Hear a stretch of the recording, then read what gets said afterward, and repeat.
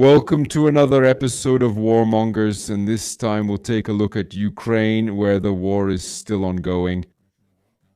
I have Hochio and Kermit here with me, who will help me break down the whole situation, and we can probably jump straight into what's happening on the front lines and the bombing of Russian and Ukrainian territory. Do you have anything interesting that happened on the front? Because I only have a few pieces of information here about another bombing of Tuapse. Tuapse is a port city where there are, of course, oil storage facilities and things like that, so there was an explosion of fuel tanks. We have some drone activity over Crimea and, of course, hundreds of drones launched at Ukraine, but actually nothing really significant that would stand out. Just some everyday events. Got anything interesting on your side? So far, both sides are carrying out, how do you say it in Czech, redeployment. I don't know. Regrouping? Regrouping. Where? What do they want? What's being planned? The Russians are preparing to attack while the Ukrainians prepare to defend. Only the Ukrainian side has confirmed this so far. A lot of Ukrainian soldiers I have contacts with are currently moving around the front line to hold positions somewhere. And the Russians are most likely doing exactly the same thing, although I don't have that confirmed. So right now, nobody really knows where the next big attack might come. But of course, we have some leading contenders, right? Huliaipol in the direction of Zaporizhia, that's a real hot favorite. Then, of course, there's the Pokrovsk direction, or actually beyond Pokrovsk now, unfortunately, and Kostia. Sloviansk, maybe. It's starting to be a bit bypassed through Lyman, so Lyman could also be interesting. Kindrashivka, Kupiansk, I think that one is fine for now. And then we also have Vovchansk here, but it's been stable there for a long time. So basically the Huliaipol and Zaporizhia directions and the Pokrovsk direction and Kostia. Those are the leading candidates for where something could happen next, right? Hot stuff. I think you said it absolutely right, but we'll wait and see where the Russians eventually regroup. Maybe it's exactly because we sense it, so try something completely different. But after all, the Russians in the end, they always attack where you expect them to. They'll die, but they'll push through. Do you think they do it because they think that if something is predictable, we won't expect it? Exactly. They know that we know, so they think that we won't know at all. That's a double negative tactic. That's right. There's also possibly an interesting piece of information here that Ukrainians managed to liberate 50 square kilometers last month, which is basically nothing, right? But of course, they lost some territory, but they lost less than before. Those Russian attacks are becoming less and less effective. By the way, those 50 square kilometers, that's territory liberated by Ukraine. Besides that, lives were lost. They lost some territory, so the ratio, the cost, what the Russians gained, what the Ukrainians lost, it's about even, maybe slightly in favor of the Russians. But the front line basically hasn't moved in the last few weeks, or month, you could say. Rozhodně ne od posledního updateu, co jsme dělali před týdnem. It might even be 3 or 4 months already. Practically since January, the front line hasn't really moved. Otherwise, more and more drones are flying into Ukraine. Recently, we witnessed an unpleasant situation caused by a drone where the Ukrainians hit a gas station and killed some civilians. I don't know if this follows up on what you said last time, that the consideration for Russian civilians from the Ukrainian side is already quite low. And I think that since the Ukrainians are getting away with it, it will only get worse and worse. Would you agree? No? I don't want to justify it, and I don't want to throw around any, what do you say about this, kids? In this kind of conflict, what are the positive points? To follow some de facto conventions when the other side doesn't follow them and basically violates every rule. So he says that when someone fouls, the only right tactic against them is to foul them back at a moment when there is no referee to punish the one who fouls, basically. Why should you put up with someone bullying you when no one will discipline the bully? Yeah, that's actually what I'm talking about a bit, that when Ukraine kills civilians here, or not that they're killing civilians intentionally, but there are just collateral losses, they're not just targeting military objects anymore and so on, but there are increasing civilian casualties. And at the same time, there's no sanction from Europe, for example, so that's kind of a confirmation that toho dáme tolerovat. Therefore, Ukrainians will continue their less restrained actions on Russian territory. And on the other hand, you can't really compare it because Ukrainians are not primarily targeting civilians. Yeah, sure. Yeah, of course, when the Russians are just spreading terror. Look, if we compare the numbers, when we look at it, the number of Russians killed, I mean civilians, is in the hundreds. Zatímco Ukrajina přišla o nějak already 15,000 civilians throughout the entire war. Yeah, so that's a huge imbalance, but the number of civilian casualties on the Russian side isn't increasing and the trend is clear. The question is whether it won't be counterproductive, but unless the Ukrainians resort to primarily targeting civilians just to harass the Russian civilian population, it doesn't necessarily have to be. Because the problem with killing civilians is largely that instead of destroying military targets, you're wasting your resources on civilians, which is actually pointless from a military perspective. For example, Russians target civilians to pressure the government. The Russians, which... It doesn't work, which only works when society is divided and part of it simply disagrees with the government and is against it. But by attacking Ukraine, the Russians actually united all the Ukrainians, but I don't even agree with that. That it works. Look at Iran, there are a lot of people who don't support the regime, but the American bombing doesn't lead to anyone rising up against the regime. On the contrary, it actually strengthens the regime and solidifies its position. Actually, in Iran, it had almost the opposite effect. Yes, so in this regard, bombing the civilian population, unless it's big enough to reduce the civilian population to zero or brutally destroy the enemy's means of production, is basically pointless. Civilian bombing is more or less nonsense, yeah, from a tactical strategy perspective. I mean, has there ever been a time in history when we've used bombing like that and it actually really helped? When you look at World War II, there was massive bombing of civilians, and actually books, I know, but I think yes, even though Dresden was practically completely burned down, I don't think the people of Dresden then went to Berlin to talk to the leader and explain to him that they stopped liking the war. sure, the thing is that bombing civilians in the end really has a tiny impact on the war effort. Plus, it can be used for propaganda, so it might actually make things worse for the side that's deliberately bombing civilians. Which we can see in Ukraine.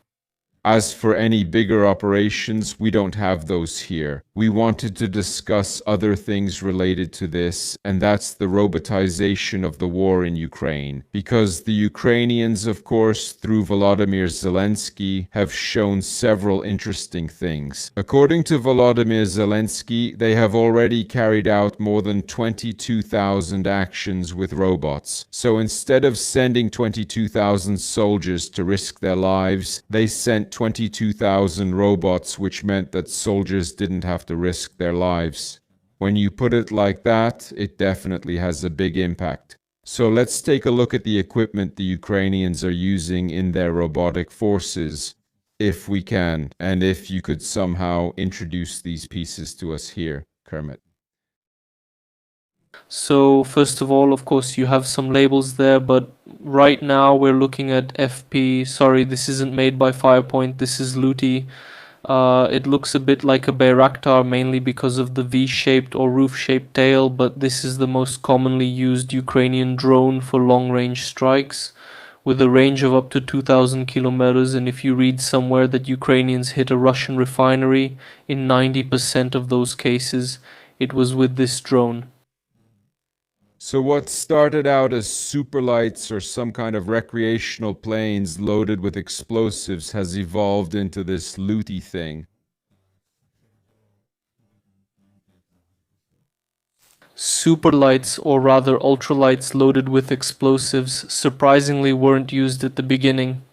I think the first superlight loaded with explosives was used sometime in 2020, maybe even as late as 2024, when the Ukrainians used it to attack Shahed factories somewhere as far as Tatarstan.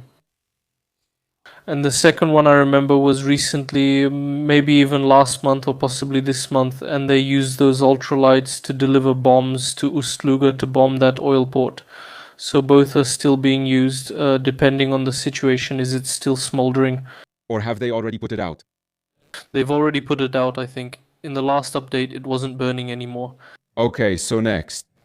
Flamingo, our dear Flamingo. I noticed that this missile, around which there was a lot of controversy, has already been used, but I think it was only used in a few cases, if I'm not mistaken, maybe 3 times, something like that. And it was never at the supposed maximum range of 3,000 kilometers. Can you tell us more about this cruise missile, or give us some info about its use or anything else? So far, the deployments have been very limited, that's true, because there are a lot of question marks. There are opinions that the company Firepoint either made up or greatly exaggerated their production capacities that they originally presented. Another thing is that its capabilities are nowhere near as good as Firepoint originally claimed.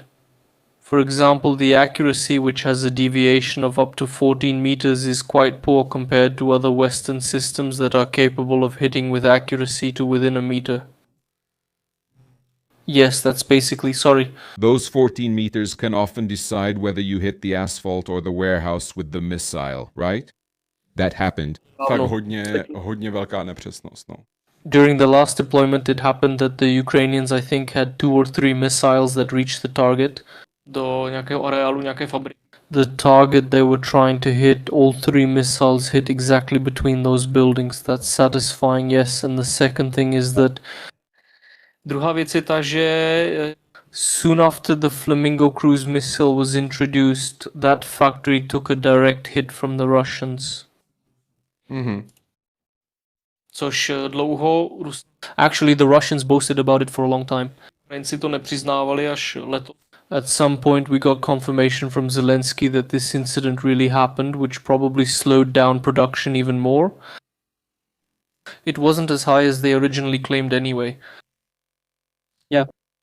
So, let's move on. Here we have the Ratel H, which is some kind of ground drone, and ground drones seem even more interesting to me than the flying ones, if I can put it that way, because those are for striking. But this one looks like a kind of medivac. I see a stretcher. If I'm not mistaken, it's multi-purpose, and yes, it's also used as a medivac. Often it's for one person. They use it to evacuate wounded soldiers from positions they can't reach otherwise by conventional transport because they'd get hit. The drone is often used under the cover of night, even in that medevac role. Often it's literally like a metal coffin they put you in as a soldier, and then they transport you through dangerous territories so you're protected from any drones that might theoretically come. And it's often used, for example, on the road between Konstantinivka and Drushkivka at night. And that's mainly for transporting the wounded, but it also helps with delivering supplies, right? Sure. Transporting practically anything. Which, if you know medevacs, that's the reason why Ukrainians constantly need different Toyotas and these kinds of trucks, if I put it that way. Protože to tam je spotřebovává. To an absolutely crazy extent, and being a driver in Ukraine is extremely dangerous, which this thing beautifully replaces. You can be a driver somewhere in a bunker, and this thing drives for you, and you're safe. The only thing that bothers me a bit is how exactly this thing can save a soldier. Maybe a wounded soldier who is still able to climb somewhere, at least to get on it. I just don't know. Whether this actually saves soldiers directly, maybe it's just Maybe it can just transport them or something like that. that this doesn't even have an armed version, it really just drives around. So, Ruta, that's something I don't really have on my radar at all. Cruise missile from a drone. Interesting. What is that?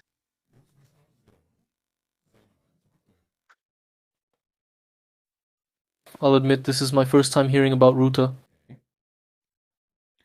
Well, then it must be something new. It's basically a drone/missile, maybe some Ukrainian version of the Shahed. I don't know if I would compare it to something like the V1 that's a cruise missile. Yeah, actually, that's why they write things like missile drones there, right? Which, in a way, a cruise missile is a drone because most missiles that have a flat flight path can change direction during flight, right? Well, anyway, for ranges of about 500 to 800 kilometers, considering that it's kind of a big unknown, so I'd say it's more or less something that doesn't work out very often, or it just doesn't really make it into the media. Or gets lost in the attack. So next up is Termit. So Termit, tell us what we know about Termit. So thermite is a substance that burns at very high temperatures and can burn through. No, okay, right. Termite is the type of drone that's used for capturing and attacking positions. It's not here right now, but it can be equipped with a heavy machine gun and other weapons. And then they're able, even in several units, to attack like in a swarm, a flock. I don't know what robots attack in. Honestly, I have no idea. What kind of groups do robots form? We can even call it a herd if you want. Yeah, okay, so they attack in herds, in packs. I prefer the word herds. Robots attack in herds. That's only on the ground. Right? In the air, they're flocks.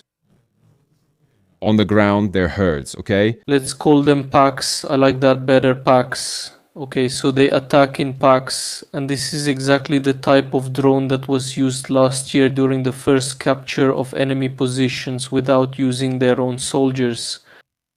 That the Ukrainians managed to capture some positions purely with the help of 5 of these robots. Yes, although we don't know where it was, I feel like to this day we still... The location is classified, or it's hard to say how big the attack was, but it happened. God knows if it even happened at all, right? And if it did, how it happened. When they say we captured it without soldiers, I dare say it probably went like this. First, they bombed it with drones, then they showed up with a pack of these guys, shot anything that moved, and then the infantry came in and finished the job. The hardest part, right? It probably wasn't exactly like they captured it completely without soldiers and all that. You know, for that they'd need something more agile, maybe some dogs. Then here we have the missiles, Peklo missile drone. We know what Peklo missiles are. The Peklo missile is a drone powered by a small jet engine. It has a relatively small warhead, which is its disadvantage, but it has a long range and gets there quickly. And as far as I remember, they were used to bomb a warehouse in Donetsk, but again, just like those... The previous cruise missile often gets lost during attacks where it gets overshadowed by FP1 and FP2, and there are many more Ludi in that attack. So it's mainly used for attacking logistics. Magura V5, that's a naval drone. And it's the drone that carries its own drones on board. It could easily be this type as well. I think that's the one, but of course it has more options, more versions. Yep. And Magura is the one that's most commonly used. I understand. It has a range of 800 kilometers fully loaded. It weighs a ton, and it carries 200 kilos of explosives. Well, is it even useful at this point? You know, Hormuz is a whole different story, but Kerch is basically no longer an issue. It's not important for the war anymore. So what can these drones even be used for at this point? Well, for a long time they were used to harass whatever the Russians had in all the ports in Crimea. But since the Russians practically don't leave the port areas anymore, even though these drones have managed to get into the port areas too, they keep a safe distance from the Ukrainian shores. So basically, its presence is basically just a deterrent at this point. It's true that Neptune has a longer range than these drones, but if anything wanted to get even closer, then these drones could be deployed. The question is whether it's actually a good idea to just load these drones with Neptunes, which might actually be the case in the photo right now.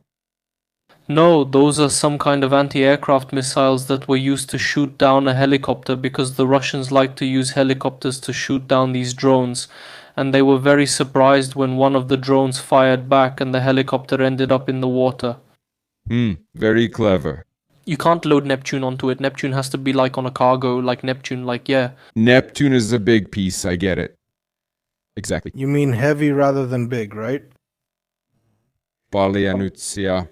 So what do we have here? Some kind of drone, huh? No. Turbojet drone missile system. Yes, so a drone powered by a jet engine?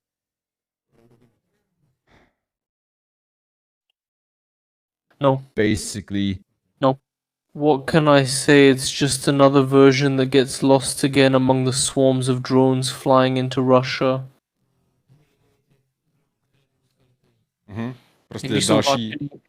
When drone flights from Ukraine into Russia are reported, they distinguish whether it's powered by a propeller or a jet engine. On those maps, the propeller-driven ones are marked in red and the jet-powered ones are blue, so it always gets lost in that. So, Polyanica, here it says the equivalent of the Russian KH-101 cruise missiles. Let's do it. Knežek teda. Big rocket launch system. So this isn't exactly a robotic thing, but it's some kind of Ukrainian rocket or launching system. I guess it's fine, just a rocket, you know. What else is there to say about it, right? It's a modernized Soviet system, you know. They don't mention that multiple rocket launchers, basically grads, are already a bit outdated in modern warfare. But they are still being used. Right, yes, they are still being used. Honestly, this looks more like an S-300 to me. The S-300 would shoot straight up. Fair. So, Sishen or Sihen, hard to say. So, kamikaze drone, long range, basically a Ukrainian Shahed. What else is there to say about it? Bars, this thing. Missile drone, another type of drone. These are more or less just little gimmicks, different variants of the same things, right? So FP1, those are the biggest swarm-type drones that fly at the Russians. A cheap thing, low-cost drones, basically a box loaded with explosives powered by a moped engine. It's mainly meant to overwhelm air defense. It has a 2-cylinder gasoline engine, a propeller at the back, it's made of plywood, and it carries about 40 kilograms of explosives. It's like a regular Trabant, except for the explosives. It's a weaponized flying Trabant. So that would actually wrap it up.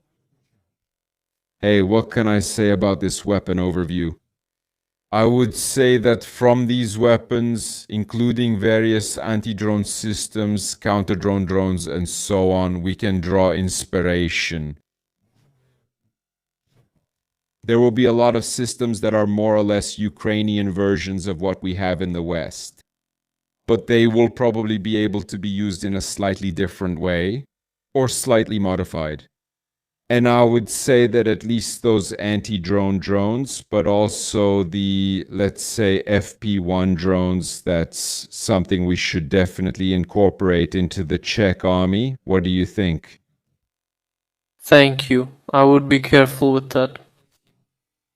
Why is that? A lot of those drone things, or a lot of those drones and tactics that we see in Ukraine, wouldn't be used in a potential conflict between Russia and NATO.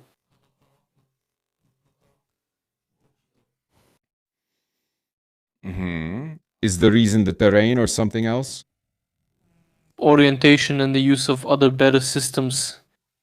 what we see in Ukraine, all those drones, it's not because the Ukrainians want to use them or because it's the best solution, but because it's the only possible solution. Well, it's the cheapest, right? So it occurs to me, why not introduce it in poor armies like ours? If you want to destroy an enemy S-300 somewhere in the Zaporizhia region, then like any country, you just send an F-35, which probably won't even notice the S-300 system, let alone shoot it down. And to that, I'll counter that a lot of countries in Europe are now starting drone production. And for example, Estonia is now prioritizing drones rather than investing in armored vehicles. So, for those poor countries, for countries that have few soldiers, I think drone technologies are really important. About Estonia, sorry.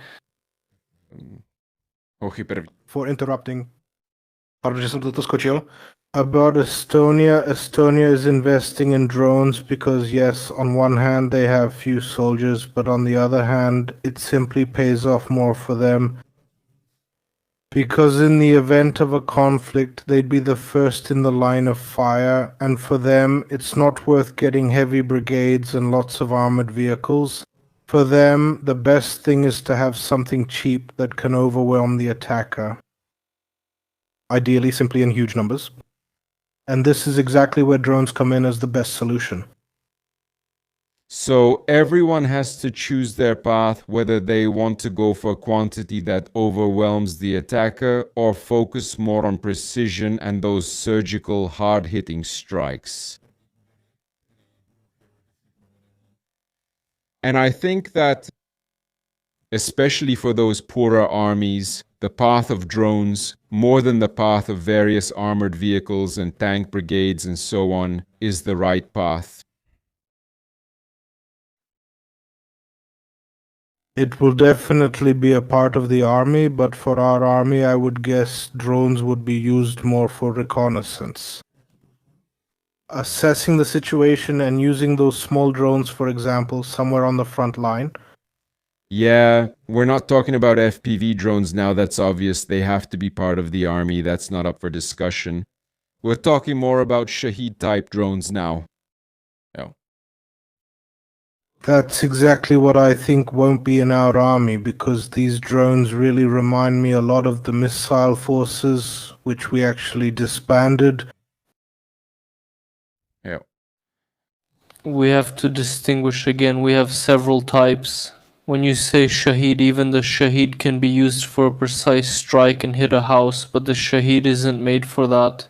The Shaheed is made for terror bombing, where you just launch 900 of them at the enemy and he won't know what to do with it, right? You probably won't hit anything significant, and even if you do, it just has a charge, I don't know, about 30 kilos of explosives. 90. 90, well, you'll make a hole in the roof. Theoretically, you'll set it on fire there, and if you hit the same spot with 2, then it could be worse. But if we're talking about something like FP1, then FP1 is usually controlled directly by an operator during the attack, depending on how it's deployed. Which means that if we wanted to use 300 FP1S for some sort of raid, we'd need 300 operators at the same time. Well, why not? If they get results, why not? Well, I would be very careful with how we arm this, where we send the money, so that we don't all go crazy about drones, because in many cases the conventional weapons we already have are better. And especially the Air Force and artillery, which practically don't operate in Ukraine. And when they do, it's always from a distance, because neither side is able to gain air superiority.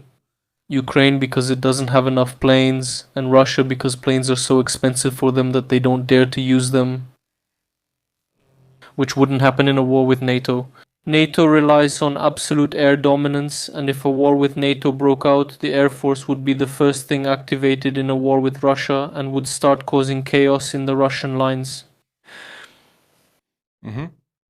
And then there's probably a good argument that our main goal is basically to deter Russia from attacking. And for example, as the Czech Republic, we probably don't need the capability to send drones far away or destroy some kind of storage facilities, right? Yeah, if I look at it that way, that's something the countries directly on the front line will be doing. But for us, it's like, what would you actually use the FP1 drone for, right? Thank you. Well, for an air raid or something similar. For some warehouse? A softer target. Well, you can't, I mean, you can use it on a warehouse, but again, you have 20 other options that would level that warehouse better. That drone moves at a speed of about 200 km/h and its penetration power through a wall or roof is quite low. That's why multiple attacks are often used, where the first wave makes holes in the roof and the second wave flies in through those holes. Yes, so in the case of the Czech Republic, it's probably best to focus on those small infantry drones and anti-drone drones, for example, to protect the soldiers and the tanks themselves. But things like the FP1 and some cruise missiles are more or less unusable here. Or it's better to invest in something, not necessarily more sophisticated, but simply in the Air Force. If you look at a regular JDAM, for example, JDAM, which is basically just a bomb that can reach the target. Well, one such bomb can do the work of 3 FPV-1S when attacking a warehouse. Check. Dobrze. I would say that even this type of drone would be useful for the Czech army in some small limited quantity, because as an army you always have to plan for the worst case scenario. That means even our army could have some targets selected in advance and use these small stocks of drones, for example, during the first attack. Or that you simply cause some damage and before the person can react, you have some response time. But then I said again that probably the way forward for our army will be those small drones and those infantry drones. Well, that's obvious. That's probably not even up for discussion, right? That's probably not even up for discussion. Great. Yeah, so I've covered the Ukrainian armament and the situation at the front. Teďka pár politických věcí. Because these things are closely related, for example, despite threats of a power takeover from Orbán, Slovakia has stated that it is no longer against a loan to Ukraine in the amount of 90 billion. I'll mention that after Orbán lost the elections, Fico said that Slovakia is becoming the only blocking force in Europe. But then Zelensky was in Germany. He made an agreement with Merz that the Druzhba pipeline would be up and running by the end of April, maybe sometime in May. And now the Slovaks have spoken up, saying that they will no longer block the 90 billion for Ukraine. For me personally, it means that Druzhba was more of political pressure from Ukraine than a real problem. I don't know, but I doubt it's just a coincidence with the elections. To me, it's just too much of a coincidence, if I put it that way. That's my point of view. However, as far as Slovakia is concerned, I see it as a politically positive development because Slovaks were under the influence of the Hungarians. There, the Slovak government was under Orbán's influence. And it seems to me that they simply got scared. They just didn't want to be isolated, so they decided that in some way they would at least try to toe the line a little. How do you see this whole situation? Well, it's kind of like a school situation. A school situation, yeah. Yeah, sure. The moment you, as a weak person, like an outsider, join a big group of bullies, you become the biggest badass. So when that bully in Slovakia joins the wrong group, that's what you mean, right? Yes, yes. And when that bully fails, then in the next class you're alone and you're not such a tough guy anymore. That's a good comparison. That's a beautiful analogy. Were you bullied at school or? No. All right. He was the bully. He failed. Uh-huh. And then one of his friends got beaten up. Poor Slovak, man. Well, do you think this could be a new trend that Slovakia is normalizing? Because it seems to me that the Czech Republic is totally calm. Yeah, that we're kind of pretty adaptable. And we'll just go with whoever is the mainstream. Orban got taken down for us. Well, so we'll do it differently again. The Slovaks seemed very invested to me, and I think there will now be a big effort by the Russians to do some dirty work there. But at the same time, they can already see that they're alone in Europe. Well, it's like I said about a year ago. Most of those pro-Russian opinions and tendencies, the states themselves just don't have the guts for them, and that's why they were hiding behind Orban, who did have the guts. Now that Orban is gone, the question is whether those states will dare to go for those pro-Russian tendencies and opinions on their own. I think that just like Robert Fico or Andrej Babiš, who love phrases like Viktor Orban, they have now lost out, and it's going to hurt them quite a lot in the future in any campaign and in defending their, if you will, pro-Russian or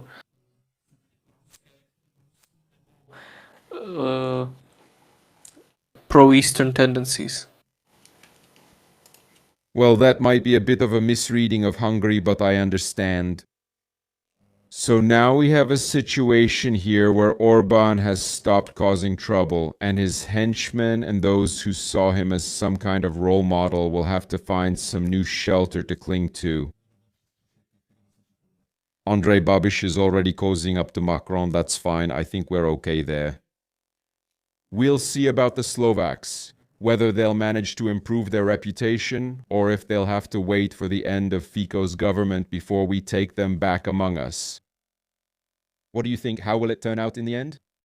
That will be lenient towards the Slovaks when it comes to Europe, that the moment they start behaving will say, all right then, come join us.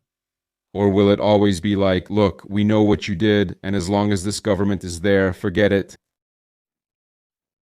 It will be like, well, you are Slovaks after all, so it's not entirely your fault. Let's be nice, okay?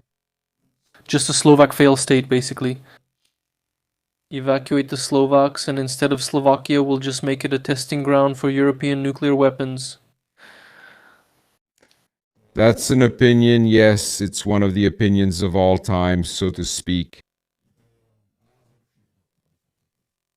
If you set it off between the high and low Tatras, it's in a small valley, so the mushroom cloud and radiation will stay contained. So we'll make a little radioactive valley there. Yes. Great. Yeah, so that's Slovak. I'd like to go back for a moment. I even sent you a video with a timestamp so we could see what an average conventional munition does compared to, say, FP1 drones. So let's play it. Why not? There's a timestamp, it's only the last part of the video. How will it get there? How accurate is it? That's an FPV drone, right? No, that's Taurus. Taurus, right? I see it now. Nice, nice. And Taurus is basically bunker busting ammo, right? That's something a bit different. I don't think Taurus is... Anti-drone ammunition, it's bunker busting.